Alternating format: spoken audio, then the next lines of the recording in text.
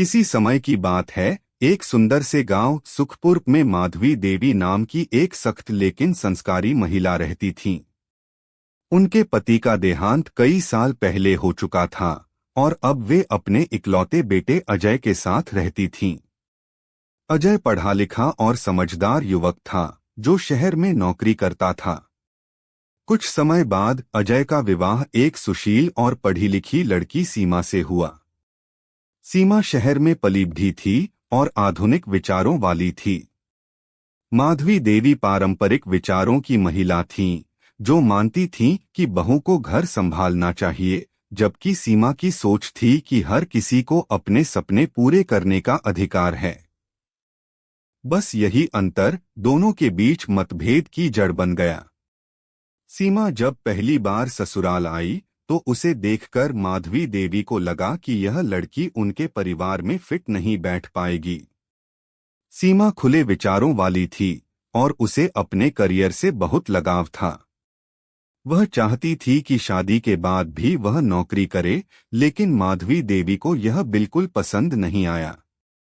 शुरुआती दिनों में सीमा ने पूरी कोशिश की कि वह अपनी सास को खुश रखे। वह सुबह जल्दी उठती, सारा काम संभालती और फिर अजय से नौकरी की बात करती। लेकिन माधवी देवी को यह मंजूर नहीं था। एक दिन माधवी देवी ने गुस्से में कहा, बहू, हमारी बहू बेटियों का काम घर संभालना होता है, बाहर जाकर नौकरी करना नहीं। सीमा ने विनम्रता से जवाब दिया, मान जी, मैं घर की जिम्मेदारी भी निभाऊंगी और अपनी पहचान भी बनाऊंगी। लेकिन यह जवाब माधवी देवी को पसंद नहीं आया और उनके बीच दूरियां बढ़ने लगीं।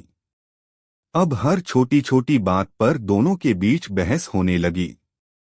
माधवी देवी को लगता कि सीमा उनकी बात नहीं मानती और सीमा को लगता कि उसकी सास उसे समझती नहीं। अजय इन दोनों के बीच फंस चुका था। एक दिन गांव में एक बड़ा त्योहार था और माधवी देवी चाहती थी कि सीमा सारा काम संभाले। लेकिन उसी दिन सीमा को अपनी नौकरी के लिए इंटरव्यू देना था। सीमा ने कहा, मां जी, मैं सुबह जल्दी उठकर सारा काम कर दूंगी, फिर इंटरव्यू के लिए जाऊंगी। लेकिन माधवी देवी को यह मंजूर नहीं था। उन्होंने गुस्से में कह दिया, अगर तुम इस घर में रहना चाहती हो तो घर की इज्जत बनाए रखनी होगी। सीमा दुखी हो गई, लेकिन उसने हिम्मत नहीं हारी। उसने तय किया कि वह अपनी सास का दिल जीत कर रहेगी। एक दिन माधवी देवी बीमार पड़ गईं। सीमा ने पूरे मन से उनकी सेवा की। उसने दिन रात उनकी देखभाल की, उनके लिए काढ़ा बनाया और हर छोटी बड़ी जरूरत का ध्यान रखा। माधवी देवी को एहसास हुआ कि सीमा भले ही नौकरी करना चाहती है, लेकिन वह परिवार को भी उतना ही महत्व देती है।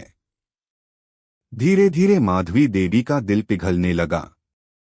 उन्होंने सीमा से कहा, बहू, तुम सच में बहुत समझदार हो। मुझे तुम पर गर्व है। अगर तुम नौकरी करना चाहती हो तो मुझे कोई आपत्ति नहीं है। सीमा की आंखों में खुशी के आंसू आ गए। उसने अपनी सास के पैर छुए और कहा, मां जी, मैं आपकी बहू ही नहीं, आपकी बेटी भी हूँ। अब माधवी देवी और सीमा के बीच का रिश्ता पूरी तरह बदल चुका था। वे एक दूसरे को समझने लगी थीं। माधवी देवी को एहसास हुआ कि समय के साथ बदलाव जरूरी होता है और सीमा ने भी समझ लिया कि पारिवारिक मूल्यों का सम्मान करना कितना महत्वपूर्ण होता है। अब दोनों एक दूसरे के साथ बैठकर बातें करती, मिलकर खाना बनाती और त्योहारों की खुशियां साझा करती। गांव के लोग भी उनकी जोड़ी को देखकर हैरान थे, क्योंकि अब वे सिर्फ सास बहू नहीं बल्कि मां बेटी बन चुकी थीं।